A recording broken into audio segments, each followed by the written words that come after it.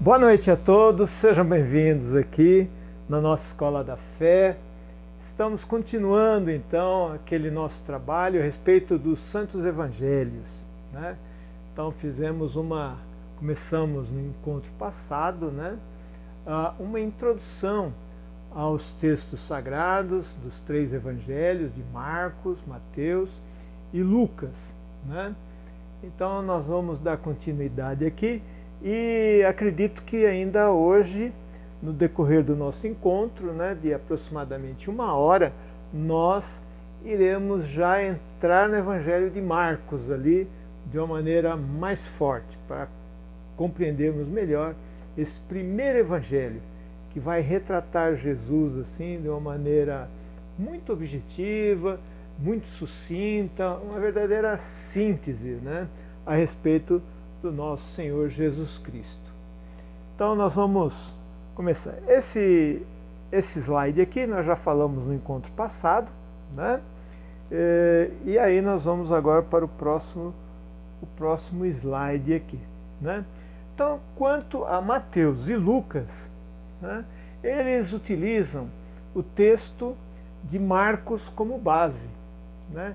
Então Marcos fez um relato muito bem conciso ali, objetivo, né?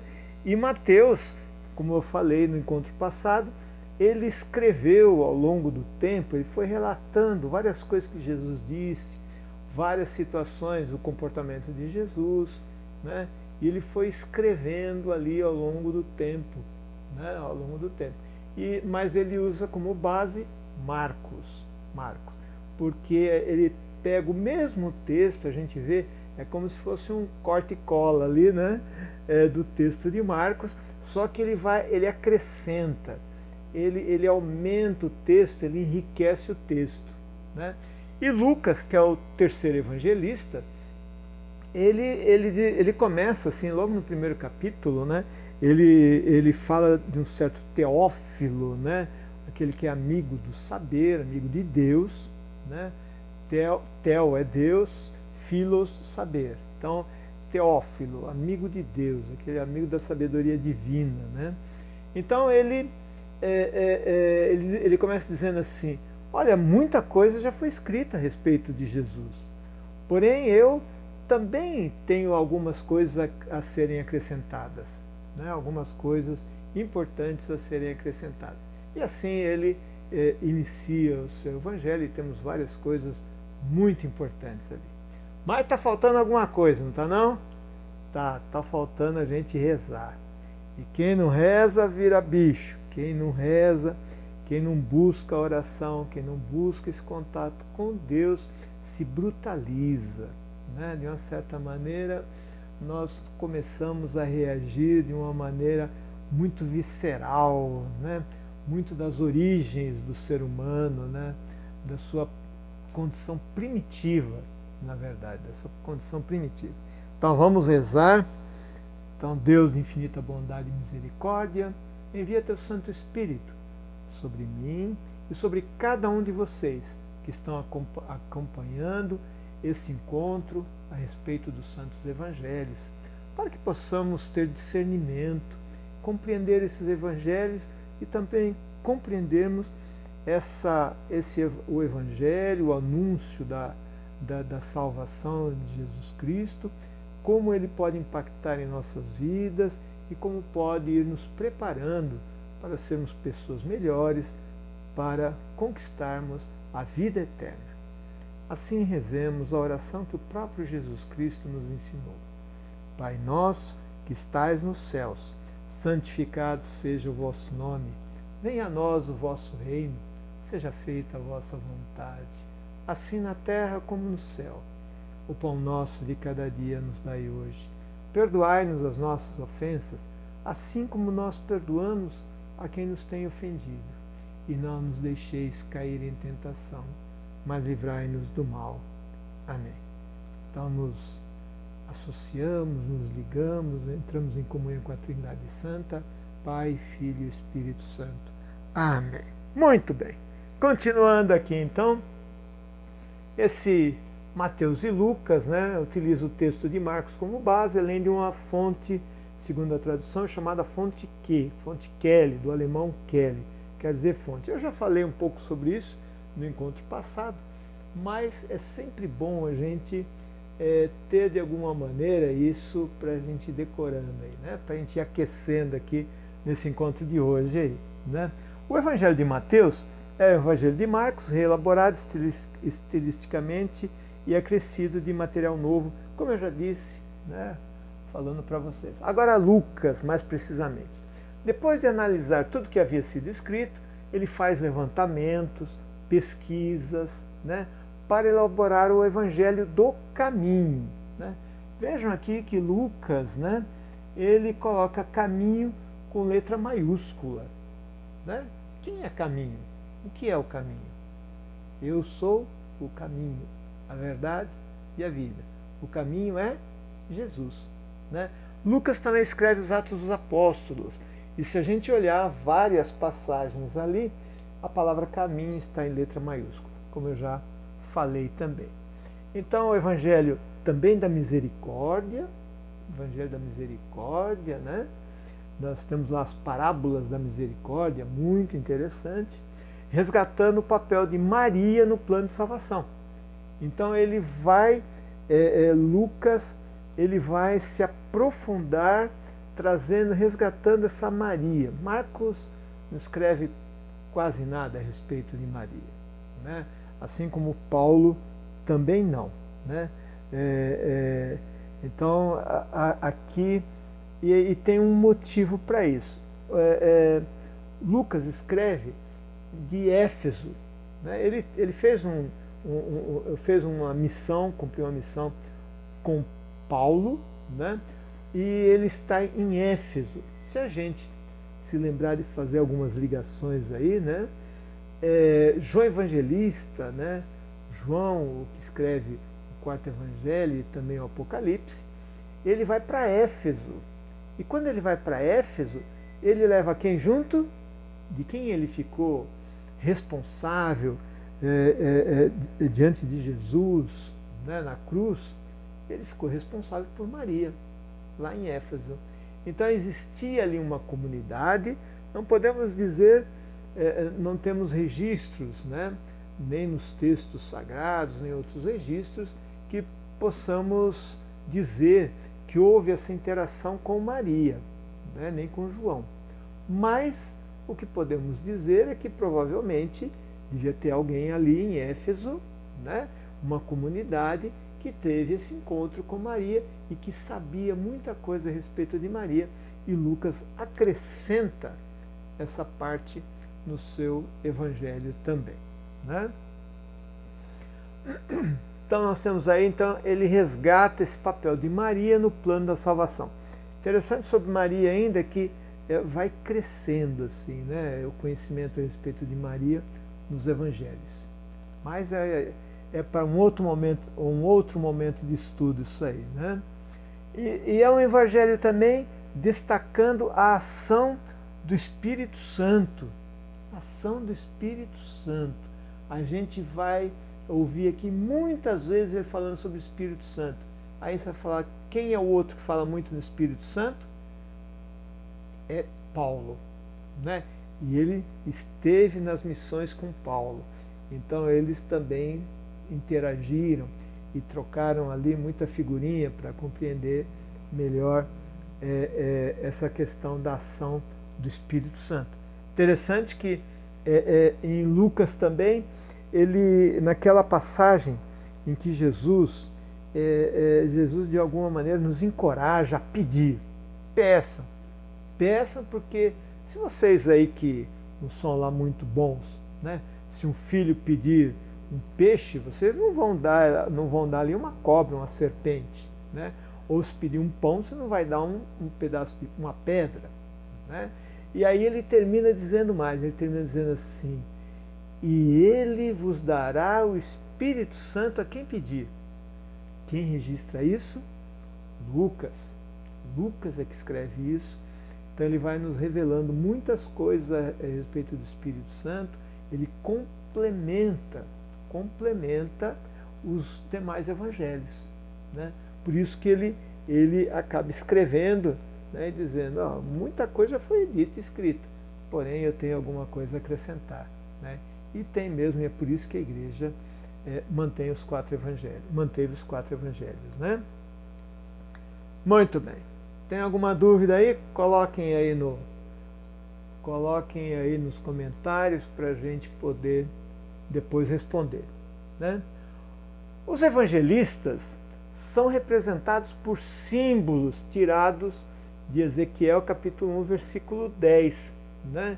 Então veja, a gente vê em vários textos, ou mesmo se a gente vê quem foi ao Vaticano ou em alguns outros lugares, né?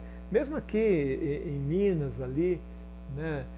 Ouro Preto, por ali nós vemos muitas figuras dos evangelistas associados a alguns animais, né?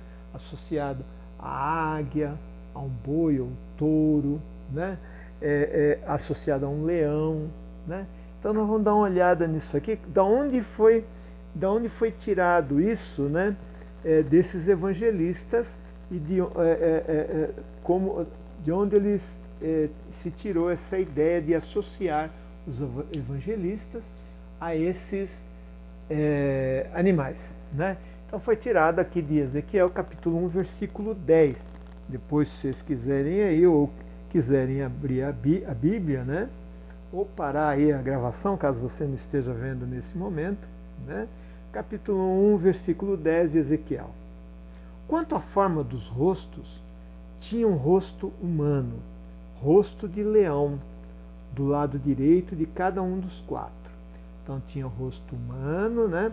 Rosto de leão. A gente vai ver aí que leão, né, é exatamente Marcos, que descreve Jesus como esse leão que ruge, vem lá do deserto de Judá, rugindo, né?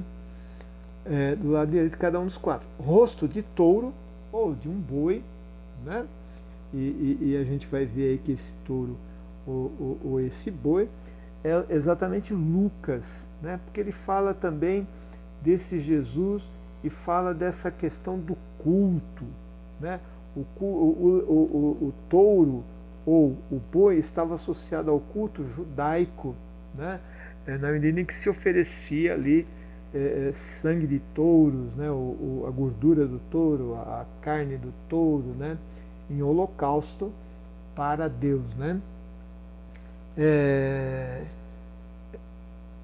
Do lado esquerdo de cada um dos 4. E rosto de águia, né? Rosto de águia, quem voou mais alto, a gente sabe quem voou mais alto foi João, né? O João, o evangelista, não confundir com João Batista, né? João Evangelista, o autor do quarto evangelho, ele é aquele que voa mais alto, aquele que enxerga de uma maneira mais plena. É lógico que é ele que escreve o último evangelho, já tinha aqui conhecimento, já tinha havido um amadurecimento a respeito da compreensão de Jesus, e ele escreve dessa forma. O primeiro ali, então, logo no 1:10, né, quanto a formas outras, tinha rosto humano, né, e fala também de anjo, né, como se fossem anjos, né, e aí a gente vai ver, né, nos textos aí que Mateus é simbolizado com esse rosto humano e a questão do divino. Então era um anjo, mas com rosto humano, né? Então mostrando esse Jesus que tem essas naturezas, a natureza humana e a natureza divina, ok?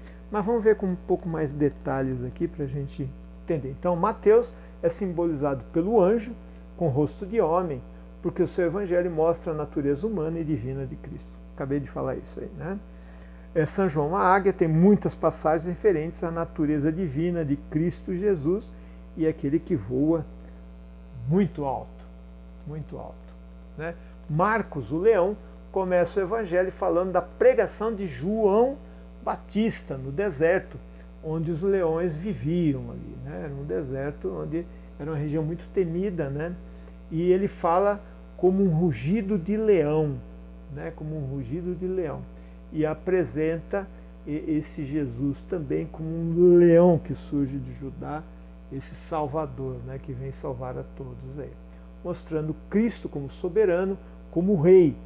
E o rei, a questão do rei das selvas, né, o predador máximo da natureza, que é o leão. Lucas mostra em muitas passagens o caráter sacerdotal de Cristo, daí ter como símbolo o boi, animal sacrificado no templo, né? Então essa questão do boi. E Jesus Cristo, e faz aí um paralelo também desse Jesus que se entrega, né, como era o culto no templo. Jesus, ele extingue aquilo, não precisa mais matar animal, sangue, a gordura queimada que subia, aquele cheiro de gordura, né, do holocausto ali, que era feito o holocausto dos animais, né? Então esse Jesus é aquele que ele é entregue, esse aqui é o novo servo de Deus, aquele que é oferecido em sacrifício, o único sacrifício, né?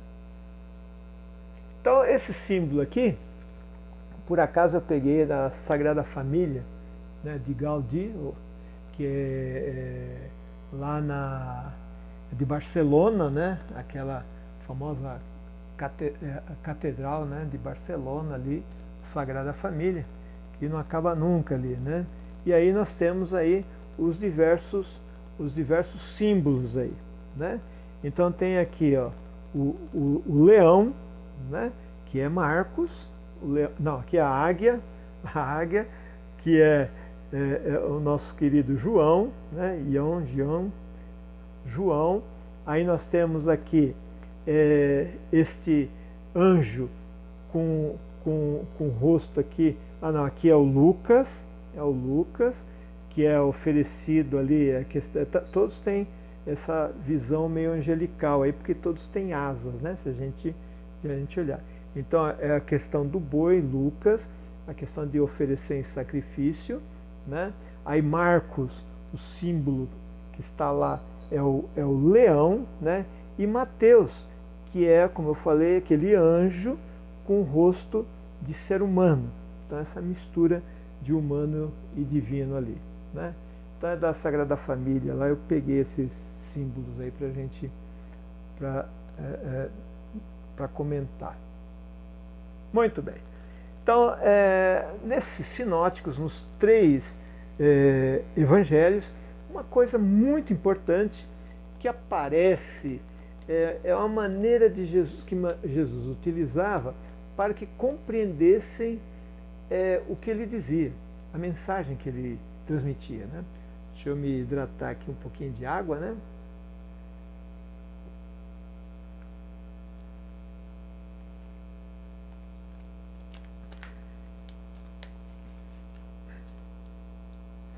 Então nós já estamos... Ele usava então as parábolas, né? Então as parábolas, é bom que muitos já sabem disso, é bom que se explique, que a parábola era uma história contada para que se transmitisse uma verdade, tá certo? Então é uma história, né?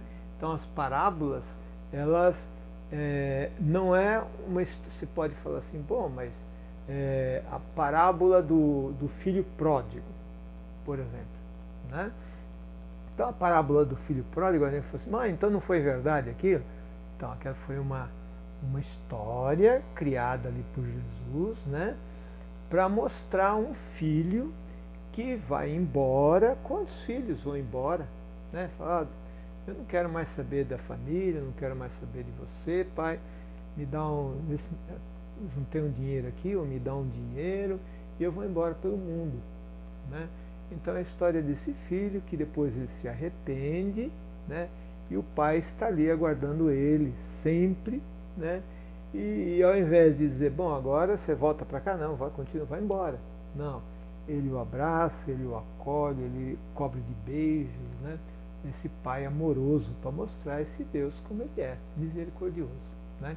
Então a parábola ele tem essa principal, é uma maneira pedagógica, né? Uma maneira pedagógica de fazer com que os discípulos e os apóstolos compreendessem, né? Mas as parábolas, elas exigem uma atitude diante de Jesus e de sua missão. Então, diante da parábola da misericórdia, exige uma postura nossa, né? Então, por exemplo, essa que eu falei do filho pródigo, né? A parábola exige também de nós uma certa... Como é que eu estou na minha relação com Deus? Será que eu sou esse filho gastador, que vira as costas para Deus e quero sair pelo mundo aí, né? Me afastando de Deus? Então ele exige. Pensa um pouco aí como é que você está indo, né? A parábola sempre nos chama a uma reflexão. É sempre uma chamada de reflexão. É lógico que muitas vezes, como as parábolas de misericórdia, elas tinham o objetivo ali para os fariseus, né? Eles tinham uma visão de Deus um pouco distorcida. Então ali, para mostrar para os fariseus que Deus era misericordioso, e os fariseus enxergavam a Deus de uma maneira, um Deus com um coração meio duro, o que não é verdade, né? Então Jesus vai revelando esse Deus através dessas parábolas e que exige essa atitude diante de Jesus e da sua missão. Outra coisa é que na parábola, a certeza de que o reino já irrompeu na terra e pode ser vivido e será planificado na eternidade. Isto é, o próprio Marcos, ele vai dizer assim, olha, o reino de Deus, não dá para dizer, quer dizer, Marcos registra, vamos compreender bem o que estou dizendo, né? Marcos registra o que Jesus disse. E Jesus disse lá em que Marcos registrou, né? O reino de Deus não dá para dizer que está aqui ou está ali. O reino de Deus já está dentro de cada um de nós. E a busca pelo reino também está dentro de cada um de nós, né? Então, esse reino, ele já irrompeu, né? Então, esse Jesus Cristo vem a anunciar esse reino. Como é que ele pode ser vivido? Já. Não é só lá na eternidade, né? Não é só lá na eternidade. Tem gente que fala, bom, eu estou me preparando aqui e tal. Não, mas é uma graça, é um tesouro que você pode viver agora, o reino. Pode viver agora, dentro da sua família, com o seu pai, com sua mãe, com seus amigos, né? Esse reino que leva à tolerância, leva ao diálogo, né? Leva a ser mais misericordioso, e você vai se sentir melhor, sua cabeça vai estar melhor, você vai estar mais equilibrado, pode tomar melhores decisões, né? Então essa questão. E será planificado, isto é, será pleno lá na eternidade, né? Então as parábolas têm esses objetivos aqui.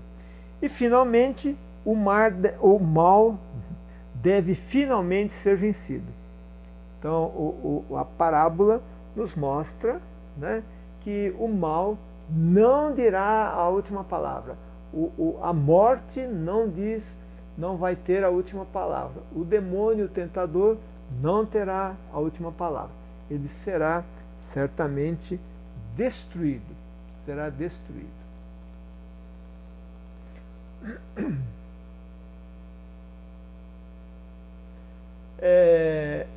Ainda, né, falando sobre esse Jesus e os sinóticos e o Evangelho, né, o médico, ele anuncia, o médico dos doentes chegou.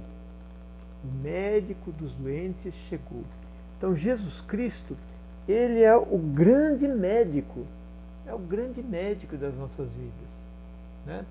Alguém pode dizer assim, mas será que a nossa fé, essa nossa relação com Jesus pode me curar de alguma doença, de repente? Claro que pode. Pode me curar de algum vírus? Pode. Não estou dizendo aqui que é contra vírus, etc., de se usar a vacina, usar a ciência, usar a inteligência humana. O que eu quero dizer é o seguinte, é que esse médico pode nos curar de coisas além das coisas espirituais, curar as feridas dos nossos corações, né? Esse médico também pode, tudo que eu acabei de dizer agora há pouco, né? Isso faz com que eu me fortaleça, eu entre em equilíbrio, meu sistema imunológico melhore, né? Eu vou ter mais paz. Então, na medida em que eu estou mais equilibrado mentalmente, na medida em que eu estou equilibrado, eu vou de alguma maneira me fortalecendo, né? Eu estou jogando ali dentro do meu organismo, né? Eu não estou permitindo que os radicais livres abundem, né? Porque o estresse, por exemplo. Então, a pessoa que está mais próximo de Deus, que consegue manter o equilíbrio, ele se afasta, ele supera mais facilmente o estresse. Não que nunca vai ter um estresse, claro que vai ter, né? Porém, ele rapidamente ele pode se recuperar. E aí o seu sistema imunológico será mais fortalecido. Se o sistema imunológico está mais fortalecido, você vai se livrar mais de infecções, vai se livrar mais de vírus, etc. Não estou dizendo aqui que devemos abdicar da medicina, tá certo? Ou da ciência, mas que sim, porque às vezes uma pessoa em desequilíbrio, né, pode dar antibiótico à vontade, ela está fragilizada, ela está, cai tudo, o sistema imunológico cai, né? Basta ver pessoas que sofrem traumas, né, traumas pessoais, emocionais, psicológicos, né? Essas pessoas, elas têm mais tendência a ter várias doenças, né? Porque se fragilizam. Então, fragilizam espiritualmente, com reflexos no corpo também, né? Então, a culpa é perdoada. Olha o que vem dizer, o que os sinóticos apontam, mostrando esse Jesus em que a culpa é perdoada, né? Precisa oferecer lá um boi lá no templo? Não. Isso deixa os judeus enlouquecidos, né? E o sinédrio, né? Como é que pode ele fazer isso? Ele é Deus, né? Eles queriam que gastasse o dinheirinho lá para oferecer lá no templo, lá, né? Para apagar ali os pecados, né?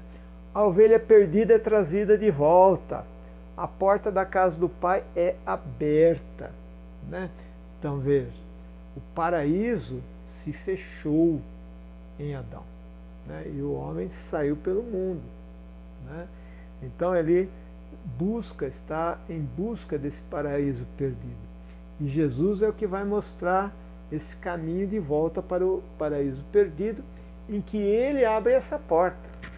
Ele abre essa porta, né?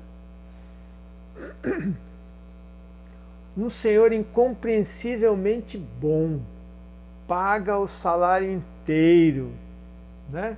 Então esse aqui está fazendo uma referência, né, também, ainda voltando à questão das parábolas, né, aos trabalhadores, lá chamados de trabalhadores da última hora, né? Aquele senhor que foi lá de manhã, às 5 horas da manhã, às 10, a meio-dia, às 3 da tarde, às 5 da tarde, né? E paga o dia todo. Isso aí depois a gente vai explicar melhor isso, né? A gente vai compreender melhor essas passagens aí, né? Mas paga um salário inteiro. Como é que é esse Deus? Então, Jesus revela nos evangelhos esse Deus Pai extremamente bom, né? Nessa parábola mesmo, ele termina dizendo assim, porque a questão de ser bom gera inveja, né? Porque ele diz assim, termina dizendo aqueles que tinham trabalhado o dia todo, mas que ele tinha feito um acordo, falou, vou dar uma moeda uma moeda de prata, né, que era a diária de um trabalhador. E aí ele, para aqueles que vieram às 5 horas, depois eu vou explicar em outro momento, né, mas ele também dá uma moeda. Tá? Às vezes parece algo incompreensível, né, mas tem explicação para isso, não percam. E aí ele fala assim, Eu não te dei uma moeda conforme combinamos? Né? Ou você está com inveja por eu ser bom? Né? E esse Senhor, Jesus está falando de Deus, né? Que é extremamente bom. E ser bom provoca inveja. Né? Então, é um momento de grande alegria, de festa. Inúmeras vezes, Jesus Cristo compara esse reino a um momento de festa, momento de alegria, momento de confraternização, onde as pessoas são chamadas, né? Momento onde você tem ali instantes de felicidade. Né? Então, é muito interessante que a gente tenha isso em mente. O reino, Jesus compara o reino a uma grande festa, em que todos são convidados para essa festa, né? De maneira desinteressada. Né? Uma vez eu falei isso para as crianças, né? Lá estou falando com as crianças, estava numa paróquia com o padre. Né? Aí ele falou assim, então o reino é uma grande festa. Aí o menino falou assim, então vai ter bolo e guaraná lá na eternidade? Vai ter um bolo que você nunca comeu na vida, um guaraná que você nunca bebeu na vida, né? Delicioso, vai ser muito mais do que qualquer festa nossa aí, né? Então também chegou para os que creem na proposta o ano da graça do Senhor. Então aqueles que creem nessa proposta, que creem em Jesus, em primeiro lugar, aquele que crê tem os seus pecados perdoados. Você fala, mas que coisa, vamos explicar mais tarde isso aí, porque tem alguns detalhes aí para a gente compreender melhor. Né? Então chegou para aqueles que estavam esperando esse momento da graça do Senhor.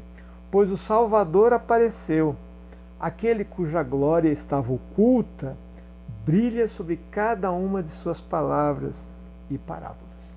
Né? Muito bom. Os evangelhos são fantásticos, né? E vamos buscar aí essa compreensão aí a respeito desses nossos evangelhos. Então agora eu vou começar, né? Então fiz essa introdução a respeito dos evangelhos, para elucidar algumas coisas, então eu não vou voltar mais aqui, apenas suplementar com algumas informações, né, algo em alguns instantes, né, em alguns momentos ali. Né? Então agora eu vou começar o Evangelho deixa eu fazer a volta aqui. Muito bem. O Evangelho de Marcos, né, como nós falamos, nós vamos começar o Evangelho de Marcos, o primeiro evangelista, para que a gente percorra esse caminho, né? Percorra esse caminho e vá entendendo assim principalmente os três evangelhos que tem, como eu falei, são sinóticos, né? Tem a mesma ótica, a mesma visão ali. Muito bem, eu coloquei aqui uma pequena bibliografia, se vocês quiserem dar uma olhadinha depois, quem quiser tirar uma foto ou gravar de alguma maneira isso aí, ou eu posso mandar depois lá quem me pedir. Né? Então a bibliografia, a primeira bibliografia, o que é? A Bíblia. A Bíblia é a primeira bibliografia. Eu estou utilizando aqui a Bíblia da CNBB. Né, a Bíblia da CNBB, que ela é uma Bíblia muito boa para estudo, né, muito parecida com os textos que nós temos na liturgia, né, do lecionário, do evangeliário, né, muito próximo, né, alguns idênticos, né, não sei se todos são idênticos, mas a grande maioria é idênticos. Também pode-se usar a Bíblia de Jerusalém. Se você não tiver, preferencialmente essas Bíblias. Se você não tiver, você pode usar também uma outra Bíblia, a Bíblia pastoral, etc. Mas para estudo, as Bíblias que nos ajudam mais a compreender melhor seria a Bíblia de Jerusalém, essa Bíblia da CNBB. Ok? Então a Bíblia é a primeira referência onde a gente vai se basear. Outra tem o Joaquim Jeremias aqui, tem Estudos do Novo Testamento, de São Paulo, Academia Cristã, né? Então isso pode ser usado também, é um texto muito bom para a gente estudar. Tem o do Fonzati, né? Acho que é José Carlos Fonzati, se não me engano, Introdução aos Evangelhos, né? De Petrópolis, editora Vozes, né? Também tem o Aguirre, Rafael Aguirre Monastério, né? E Carmona Antônio Rodrigues, né? Ele tem um livro chamado Evangelhos, eles têm um livro Evangelhos Sinóticos e Atos dos Apóstolos, aqui de São Paulo, da Ave Maria, né? Então são textos aí para que a gente compreenda melhor os evangelhos sinóticos, esses 3 evangelhos aí. Vamos lá. Então, o Evangelho de Marcos. Peguei uma frase de Aristóteles aqui, que ele diz o seguinte: se você quiser compreender alguém ou alguma coisa, deve buscar antes a sua origem e o seu contexto.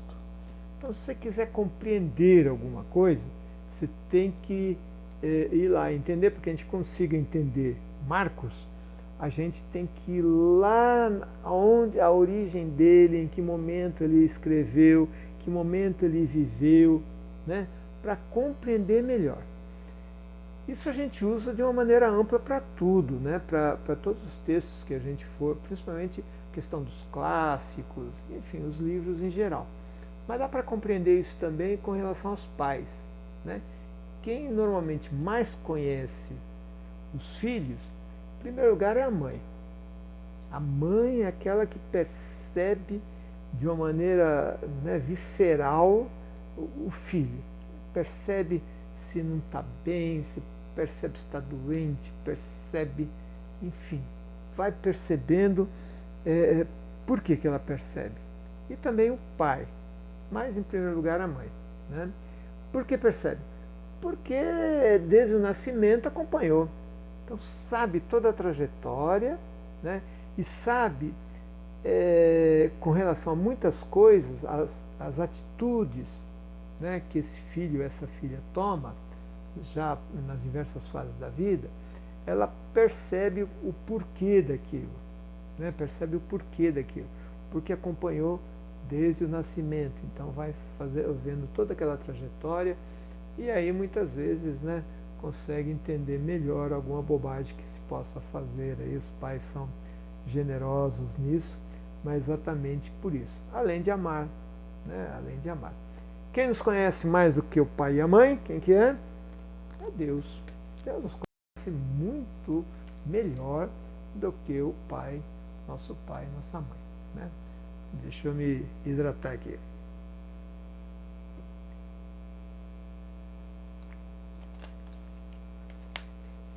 Muito bem, então nós precisamos conhecer, o Aristóteles estava, com certeza, ele estava certo, né? Assim, para compreendermos o Evangelho de Marcos, é necessário conhecermos um pouco da sua origem e contexto. Vamos lá ver de onde ele tirou tudo aquilo. Marcos. Alguns dizem, vamos ler juntos aqui, que assim vocês fixam melhor. Alguns dizem que teria sido um discípulo afastado de Jesus. Um discípulo afastado de Jesus. Isto é, esteve ali nas cercanias, em alguns momentos, quando Jesus estava em Jerusalém, né? E ele estava, sempre acompanhava meio de longe, assim, né? Acompanhava meio de longe. Tem um personagem muito misterioso, né? Em Marcos, que a maioria das pessoas, eu acho que às vezes passou meio desapercebido, né, nesse texto, e ele não aparece, por exemplo, nas celebrações, no lecionário, né, e nem no evangeliário, né? Então é uma coisa muito interessante, só para a gente ter uma ideia por que eles deduziram isso aí. Está lá Marcos 14, 48 e 52. Qual é esse contexto aqui? Quando prendem Jesus, quando Jesus está ali no Horto das Oliveiras, né? e quando Judas Iscariotes vai buscar lá os guardas, né? E fala aquela questão lá de beijar aquele que eu beijar, etc. Que ele é o Jesus para indicar às pessoas quem era, né? Então diz assim, vou ler um pouquinho antes aí para a gente entender que personagem misterioso é esse. Depois vocês vão deduzir. Então Jesus tomou a palavra e disse, isso aí tá lá quando vão prender Jesus. Viestes com espadas e bastões para me prender? Como se eu fosse um ladrão? Todos os dias eu estava convosco, ensinando no templo, e não me prendestes. Mas é para que se cumpram as Escrituras. Então, abandonando-o, todos fugiram. Aqui todos fugiram, os apóstolos e os discípulos que estavam ali próximos a Jesus. Um jovem o seguia envolto num lençol, sobre o corpo nu, e tentaram agarrá-lo. Ele, porém, largou o lençol e fugiu nu. Já viram essa passagem? Está lá, ó. Marcos 14, versículo 48 a 52. Né? Esse jovem que fugiu, quem vocês acham que é esse jovem? Veja, esse relato não aparece em outros evangelhos. Né? Não aparece em outros evangelhos. Quem é que poderia saber, então, de alguém que fugiu dos guardas, que estava envolto num lençol, que o guarda tentou correr atrás e pegar, e pegou o lençol, ele largou tudo lá e fugiu nu. Alguém falou, mas isso não há revelação a respeito do plano de salvação, a respeito de Deus, né? Quem é que sabia desse homem que, fugindo, foi embora nu? Onde foi escrito isso? No Evangelho de Marcos. Quem é essa pessoa? É o próprio Marcos. Né? Os estudiosos, então, dizem, não, esse aí só pode ser o próprio Marcos, né? Porque não está em relato nenhum. E é interessante porque ele deixa sua marca ali, né? Dentro do contexto dos evangelhos, dentro do contexto de Jesus, que também não tem grande importância quanto aos ensinamentos, apenas um jovem que foge nu. E quem sabia disso foi quem registrou, quem escreveu o Evangelho de Marcos, que é o próprio Marcos. Né? Então, é uma curiosidade aqui a respeito desse personagem que teria sido esse discípulo aí.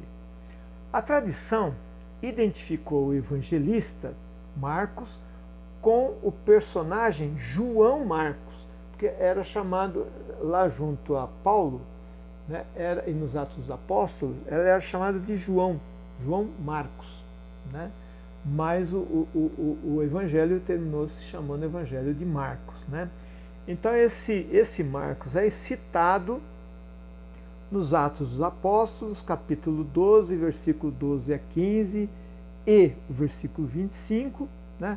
Tem também lá no 1 Pedro 5,13, e que acompanhou Paulo e Barnabé na primeira viagem missionária para Chipre, né? Pátria de Barnabé, nos Atos, capítulo 13, versículo 5.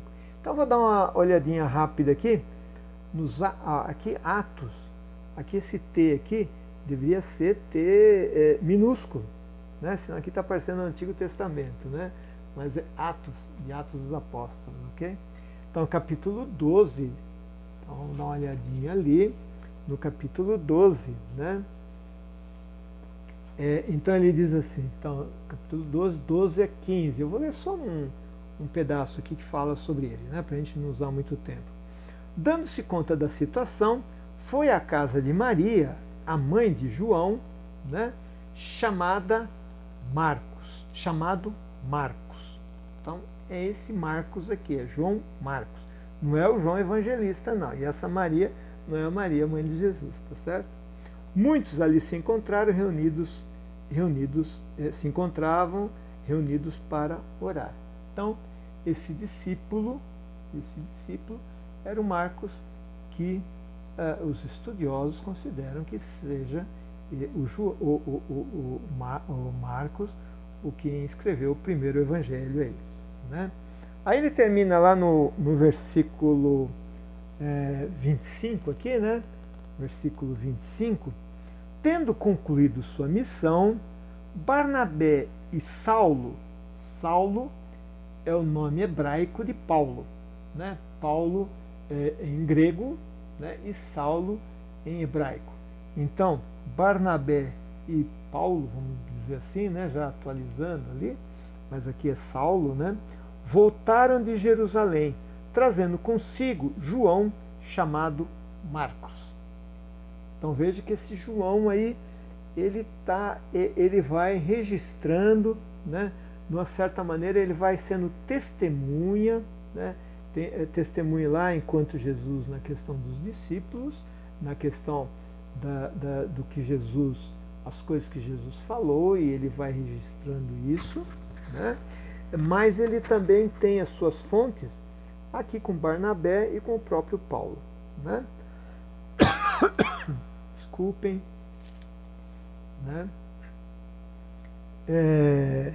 Depois nós temos aqui nessa questão da viagem missionária para Chipre, em Atos 13, 5, né? Aí já temos ele falando em enviados pelo Espírito Santo, Barnabé e Saulo desceram até Seleucia e daí navegaram para Chipre. Quando chegaram a Salamina, começaram a anunciar a palavra de Deus nas sinagogas dos judeus. Eles tinham João Marcos como ajudante. Então veja, aqui nós estamos falando aqui de pessoas, né? Barnabé e Saulo, né? Vamos dizer assim, eram cardeais ali da nossa fé dos primeiros tempos, das comunidades primitivas, né? E tinha esse João Marcos, alguém ali que acompanhava e que ele foi muito esperto, foi o primeiro a registrar inúmeras passagens e o que Jesus havia dito e as atitudes de Jesus ali no seu evangelho, né? Muito bem, tudo bem até aí? O que fez? Santo Irineu faz uma referência a Marcos, ao João Marcos, né?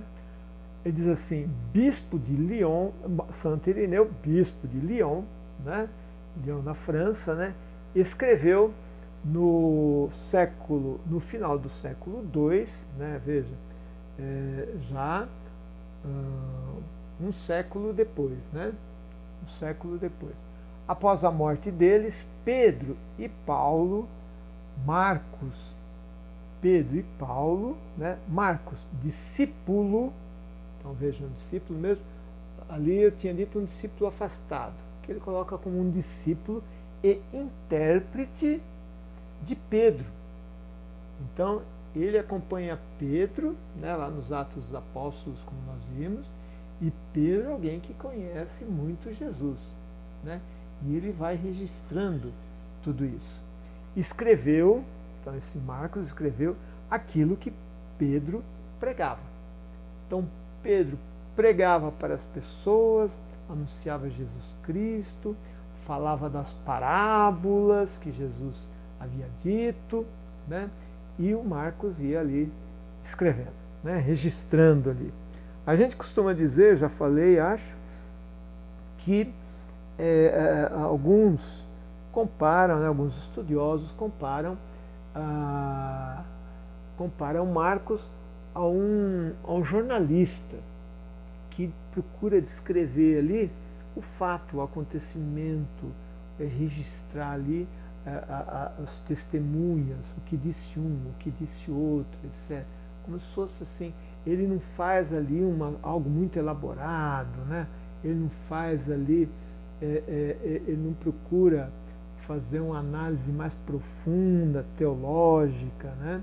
Ele registra mais os fatos. É interessante até por isso também, que a gente veja essa questão de uma maneira bem objetiva e prática, né? Então, de sua convivência também, Então o que ele fez, né? Da onde ele tirou, qual foi, onde ele bebeu ali, né? Então, de sua convivência com Saulo, né? Organizou a sua obra. Tá ok?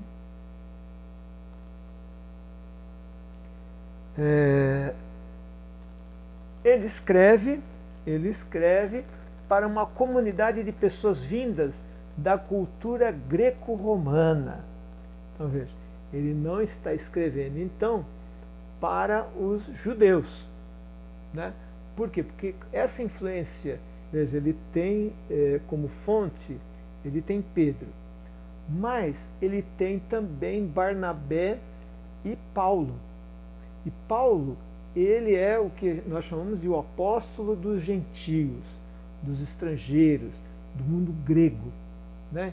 E Marcos, então, ele está muito influenciado por isso e ele escreve para as pessoas. Como é que a gente sabe que ele escreve para essas pessoas? Muito simples, né? Porque ele necessita explicar vários termos, festas e localizações. Então ele precisa explicar para esse povo greco-romano de outras regiões, onde hoje, ali seria da Galácia, né, e outras regiões da região da Turquia hoje, né, aquelas regiões todas ali, ele tem que explicar, por exemplo, né, as festas judaicas, né? Então a Páscoa, que simbolizava a Páscoa, o Yom Kippur, né, o dia da purificação lá do sumo sacerdote que entrava no templo. Ele precisa explicar também algumas localizações geográficas da Palestina, né? Então está descrito isso, ele explicando algumas coisas. Olha, se fosse para judeu, não precisava explicar, o judeu já conhecia, né? O judeu já conhecia. Os judeus vivem até hoje todas essas festas, a Páscoa, a passagem lá, a saída lá do Egito, né, cativos do Egito. Então você tem aquela Páscoa, aquela passagem, né, os pães ázimos, aquela coisa feita muito rápida, né, e a festa das tendas, né, para mostrar como eles foram peregrinos no deserto, etc. Então eles reviviam tudo isso aí.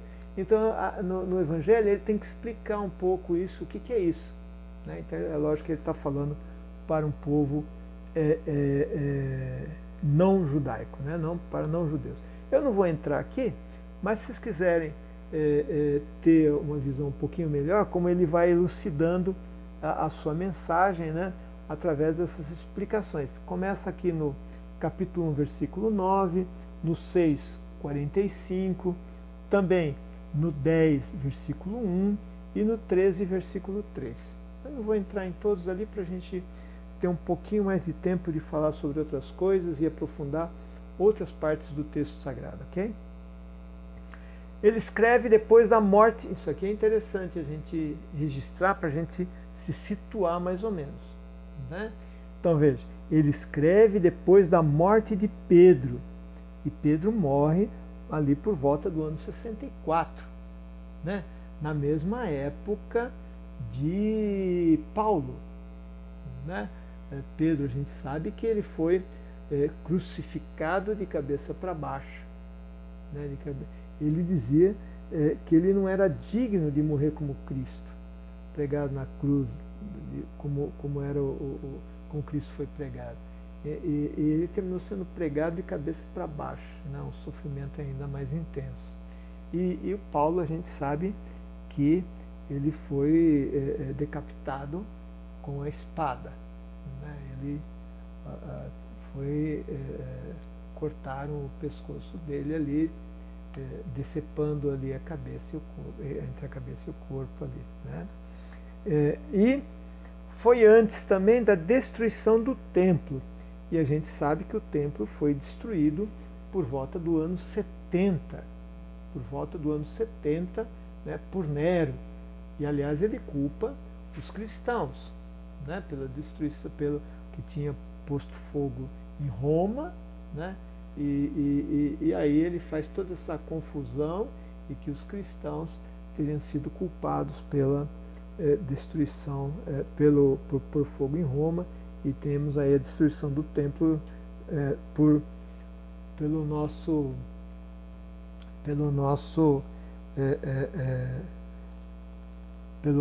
Pedro aí, né? Deixa eu ver aqui o meu tempo aqui, para a gente não se perder, né? Tudo bem. Estrutura do seu evangelho, né? Do evangelho de Marcos, e assim a gente vai entendendo melhor, porque quando a gente entrar no detalhe, a gente já vai tendo essa visão na nossa cabeça aí, ver se vocês conseguem guardar essas coisas aí, né? Marcos é o que apresenta, vamos ler juntos aí. Lendo a gente, como eu sempre digo, a gente fixa melhor. Não, tem gente que tem visão, vai ter uma memória visual e outros auditiva. Mas quando a gente lê os dois, uma parte ajuda a outra e fica mais fácil a gente decorar, né? Marcos é o que apresenta o evangelho menos sistematizado, né? Que é isso, menos sistematizado? Ele não montou grandes estruturas, né? Foi feito de uma maneira simples. Ele não usou termos teológicos, né? Como João, né? João fala de maneira bastante teológica ali, né? No início ali, ele fala assim, no início era a palavra, e a palavra estava com Deus, e a palavra era Deus, né? E vai por aí afora. Então, isso é uma reflexão teológica, né? A palavra estava com Deus, e a palavra era Deus, e a palavra, o verbo é Jesus Cristo, né? E Marcos não faz isso. Marcos não faz essas construções teológicas muito bonitas de João, mas Marcos tem toda essa, como ele foi pioneiro, sendo o primeiro, né, ele tem toda essa importância de ter saído na frente ali, né? Mostrando assim que o autor procurou ser fiel à sua pesquisa. Então ele foi ali registrando e sendo o mais fiel. Falou, bom, mas foi isso mesmo? E aí ele pergunta para outro, Na época, os judeus têm muito dessa tradição oral, como eu falei lá na introdução à Sagrada Escritura, né? E aí ele vai perguntando, né? Então veja todas aquelas fontes que nós falamos, né? Ele vai checando, confrontando para poder escrever o seu evangelho, que depois ele é confirmado. Mateus não pega simplesmente esse evangelho e fala, deixa eu ver aqui o que o Marcos escreveu e vou escrever, vou acrescentar aqui, vou acrescentar em cada parte ali e no final, etc. Não, ele confirma aquilo que foi dito por Marcos, né? Já que ele tinha outras referências também, né? Registrando de maneira objetiva os seus levantamentos, sem aprofundar-se muito na questão teológica, como eu acabei de falar, né? Sendo o primeiro evangelho, como redação final, escrito, estava muito próximo dos acontecimentos da vinda, vida, morte e ressurreição de Jesus, né? Então veja, a coisa estava bem... ele foi o que escreveu mais próximo aos acontecimentos, né? A vida, ao que Jesus disse, as suas atitudes, morte e ressurreição. Então ele é o que estava mais próximo. É lógico que quando nós falamos, por exemplo, de João, evangelista, João também viveu intensamente aquilo ali, tá certo? Mas João vê como o que já tinha sido escrito, e aí ele vai alçar um voo muito mais alto nessa compreensão de Jesus aí, né? E é lógico, utilizando aquilo que Jesus disse, né? Fazendo ali várias reflexões. Muito bem. Então vou falar rapidamente aqui sobre a estrutura do Evangelho, né? E depois a gente vai entrar um pouquinho aí nessas citações que eu fiz aqui, para que a gente compreenda. Até eu vou mostrar como ele foi sucinto, né? Eu não vou entrar no outro Evangelho, vou falar rapidamente assim, para mostrar que aconteceram várias diferenças e como ele deu origem aos outros textos aí, né? Então, podemos dividir o Evangelho em 4 partes. Então, são 16 capítulos, né? E podemos dividi-lo em 4 partes, né? Então, temos a preparação para o ministério público de Jesus. Então, está no capítulo 1, logo de cara, do versículo 1 ao 13, nós temos essa preparação, e nós vamos ver isso aí, como é que é essa preparação ao ministério público de Jesus. Dentro desse 1 a 13, né, nós temos a pregação de João Batista, anunciando Jesus, né, que está lá no capítulo 1, versículo 2 a 8, que nós vamos dar uma olhada, né? Temos o batismo de Jesus, capítulo 1, versículo 9 a 11, o batismo de Jesus por João Batista, e essa questão toda de Jesus precisava ser batizado? Né? Precisava ser batizado? Claro que não. Né? Mesmo porque era o batismo mesmo que Jesus mandou depois os discípulos pregarem, né? e executarem, e celebrarem, né? Não era o mesmo tipo de batismo. O dele era um batismo de arrependimento e conversão.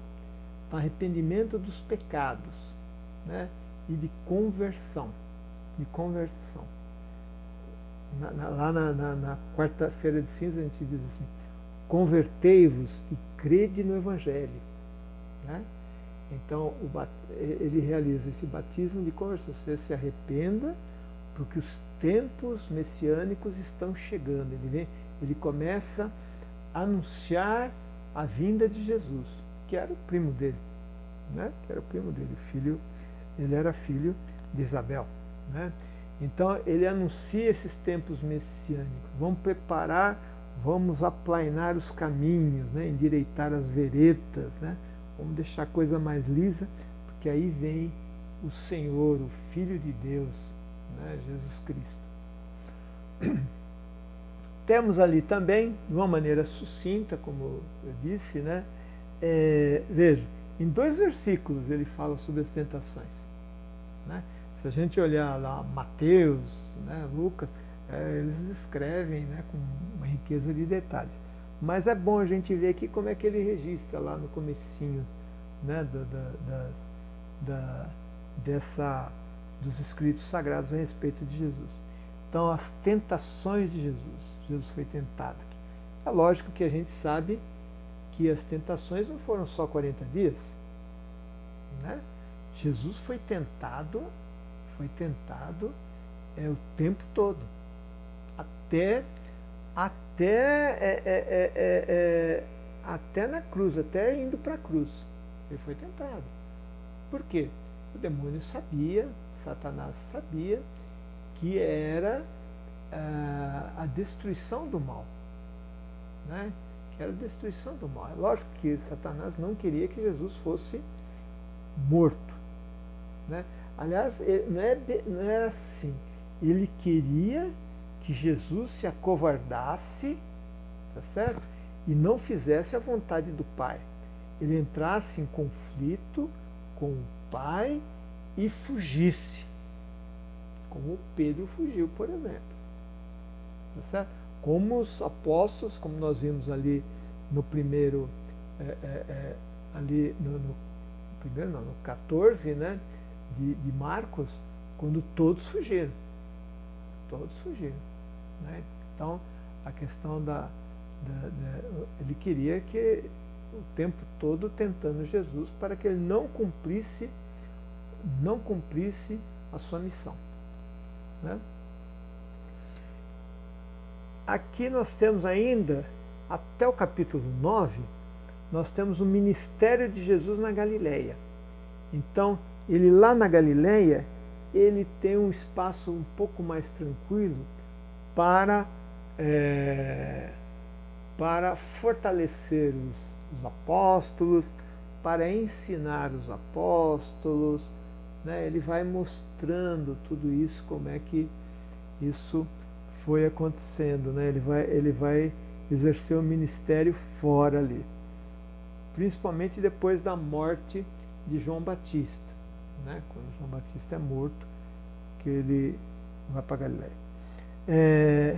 Temos aqui no 10, né, de 1 a 13 até o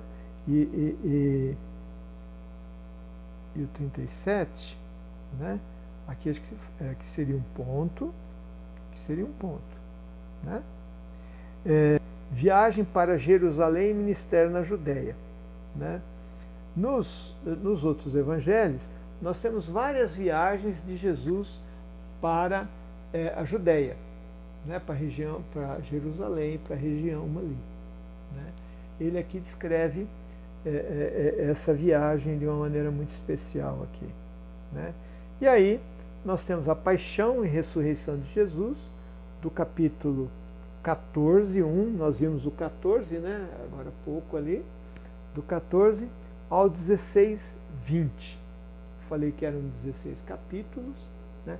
Depois nós vamos ver lá, aquele 16 ali, tem esse texto é considerado inspirado, mas foi preciso, alguns tinham esse capítulo 16, o 1 a 20, outros não tinham, né? Outros não tinham. Muito bem, eu acho que já foi bastante por hoje, né? E então no próximo encontro, não percam, porque aí nós vamos entrar um pouquinho nesses textos aqui, né? Vendo algumas passagens, etc., né? E vamos também aqui falar sobre os temas doutrinais, etc., etc., o anúncio da paixão e etc., né? Mas aqui eu quero entrar um pouquinho nesses temas para a gente olhar o texto sagrado e vivenciar esse texto, compreender melhor. Muito bem? Compreendido tudo? Se ninguém falar nada, eu vou achar o quê? Se todo mundo compreendeu tudo, ou todo mundo não compreendeu nada, né? Espero que tenha compreendido. E nós vamos então encerrando por hoje. E vamos encerrando rezando, né? Que é preciso rezar muito. O mundo está precisando muito de oração, viu? Então que a gente invoque sempre a Santíssima Trindade, que a gente invoque sempre a ação do Espírito Santo nesse mundo aí que está precisando de muita oração, de muito discernimento, muita sabedoria. Assim vamos rezar a Maria, Mãe de Jesus, que foi essa sede da sabedoria, que acolheu a sabedoria em sua vida, e também nós acolhamos a sabedoria em nossas vidas. Ave Maria, cheia de graça, o Senhor é convosco. Bendita sois vós entre as mulheres, bendito é o fruto do vosso ventre, Jesus. Santa Maria, Mãe de Deus, rogai por nós, pecadores, agora e na hora da nossa morte. Amém. Assim nos mantemos unidos à Trindade Santa, em nome do Pai, e do Filho, e do Espírito Santo. Amém. Muito bem, até o próximo encontro, até a semana que vem. Deus abençoe a todos, proteja e encaminhe para o bem. Vamos apagar aqui.